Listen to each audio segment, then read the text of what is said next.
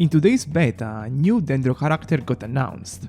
Her name is Kirara, and by the time she'll come out, she'll be the 5th Dendro character to release in 4 patches. So one could definitely say the pool for Dendro characters is getting a bit saturated, despite the element being relatively young. In this video I'll be analyzing what we know about her kit, and I'll make some assumptions regarding her potential role on several teams. Note that we're still missing some important information, like particle generation and internal cooldowns, so I will keep that in mind and I will mention where that additional info could bring more upside for her kit. Kirara is a defensive-minded character, with some offensive value on top of that, so she joins Yayao and Baiju in the niche for Dendro teams. While Yayao and Baiju's defensive properties come from the most part from their healing capabilities, Kirara is a full send HP scaling shielder through her elemental skill. Much like Diona, she has a tap and hold version of her skill, which impacts how durable her shield will be. Usually, when there are 2 different versions of a skill, the correct way to use it mostly depends on how well the cooldowns line up with the team rotations. Kirara comes with a 8 seconds cooldown on her tap version and a 12 seconds cooldown on her hold version, and both line up well with Dendro teams having 24 or 25 seconds rotations, which will theoretically allow Kirara to use her tap skill 3 times and her hold skill twice. By default, this makes her a pretty great user of the instructor set, since her skill also deals Dendro damage and can trigger an elemental reaction on cast as a result. The fate seems seamless for both the aggravate quickswap variants that include Yae or Keqing as the carry, or Al-Haitham spread compositions with split rotations. Signer rotations are, as usual, trickier to manage, since its long 15 to 17 seconds windows make it impossible for Kirara to provide full instructor uptime for his teams, but she should still be a reliable defensive option for Signer regardless.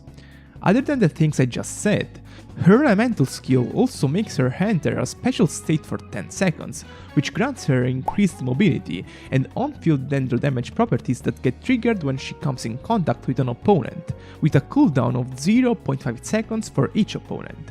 There are some unclear things that make it hard to evaluate this ability, like the lack of internal cooldown info, and most importantly unclarity regarding her capability to still use normal attacks during this state, something that would potentially make her able to drive characters like Xingqiu and Yelan on Hyperbloom teams.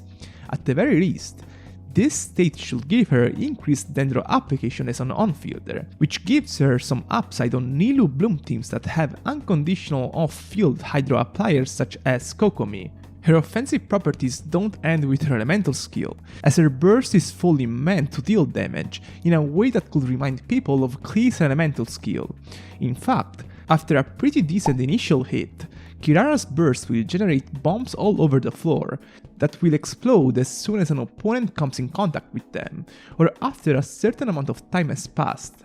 We don't have info on the number of bombs this burst generates, but I think that the mechanic itself opens up for some interesting possibilities. Even though we don't have knowledge on the internal cooldown either, I'm assuming this burst will be able to apply Dendro in a front-loaded way and on a decently wide AoE scale. By front-loaded, I mean that there is a realistic scenario where several of these bombs can explode quickly, potentially applying Dendro multiple times at once on several opponents. In a sense, this will make her similar to Golley, a character that doesn't have great continuous application, but compensates with fast initial application properties, which makes her quite unique for Nilou Bloom teams. Since Golley's and Kirara's cooldowns are also pretty similar, I think they could share a similar kind of upside application-wise. Still, this is just an assumption from my part, which will be clarified once we'll know more about Kirara in a few days. While Kirara's defensive capabilities scale off HP, her offensive properties are reliant on attack percent for the most part, with a quite insignificant HP beast passive that increases her damage buffs on top of that. In general, her damage is not the highest, even with optimistic internal cooldown assumptions, and at Constellation 0 with a free-to-play build, she will struggle to even break through 100,000 damage per rotation.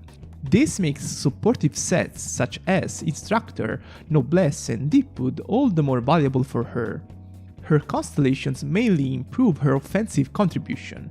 Specifically, her Constellation 1 makes her bursts generate more bombs depending on how much HP she has. Her Constellation 4 adds a quite great coordinated attack to her elemental skill, which can be triggered every 3.8 seconds, so up to a potential maximum of 5 or 6 times over a 25 seconds rotation. Her Constellation 6 increases all elemental damage for the team by 12%, for 15 seconds after she uses her skill or her burst.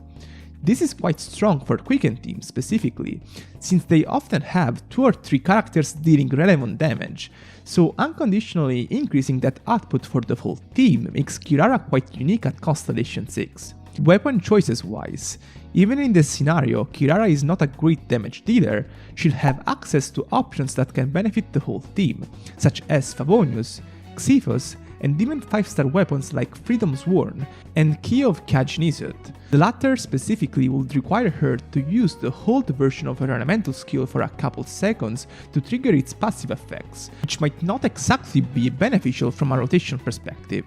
Alternatively, more traditional picks such as Harbinger of Dawn and Blacksword, or Summit Shaper and Jade Cutter for 5 stars should be fine picks if you decide to invest on her damage.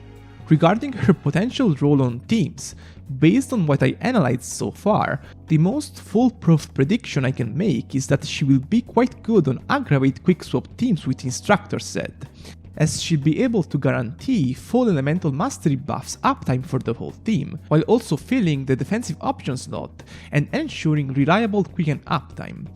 Based on some preliminary calculations I made, at Constellation 0 she should be comparable to Yaya on the team, while at higher constellations like C4 or C6, she could be able to compete with, or even surpass Baiju. Similarly, she should have a spot on Triple Dendro Hightam teams, where she can't quite replace Nahida, but can compete with Zhongli, Yaya and Baiju for the defensive slot. She can definitely also be paired with Sino on Quicken teams, alongside Kazuha and Fischl.